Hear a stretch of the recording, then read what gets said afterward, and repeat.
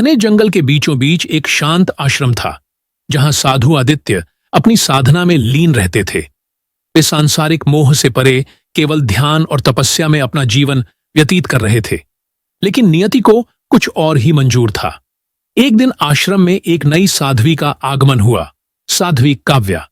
उनकी आंखों में गहरी शांति थी, परंतु अतीत में छुपा एक तूफान भी। आदित्य और काव्या के बीच शब्द कम, लेकिन नजरें अधिक बोलती थीं। रात के समय जब पूरा आश्रम ध्यान में लीन था, आदित्य नदी के किनारे ध्यान में बैठे थे। तभी काव्या वहां आकर रुकी। त्याग ही सब कुछ है, लेकिन मन की बेचैनी का क्या करें, उसने धीमे स्वर में कहा। आदित्य ने आंखें खोलीं। चांदनी की हल्की रोशनी में उसकी साड़ी का किनारा हवा में लहरा रहा था। त्याग ही मुक्ति है, आदित्य ने उत्तर दिया, लेकिन उनकी आवाज में दृढ़ता की जगह हल्का कंपन था। काव्या पास आ गई। अगर त्याग ही मुक्ति है, तो यह मन क्यों भटकता है? उसकी आंखों में एक अनकहा सवाल था। आदित्य कुछ न कह सके।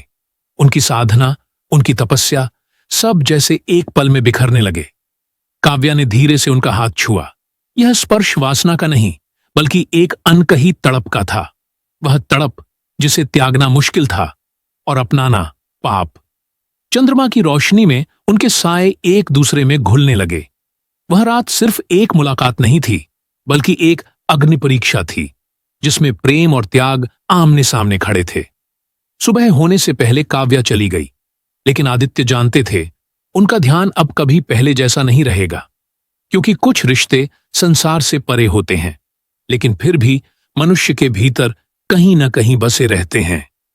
अनकहे, अधूरे, लेकिन अमर।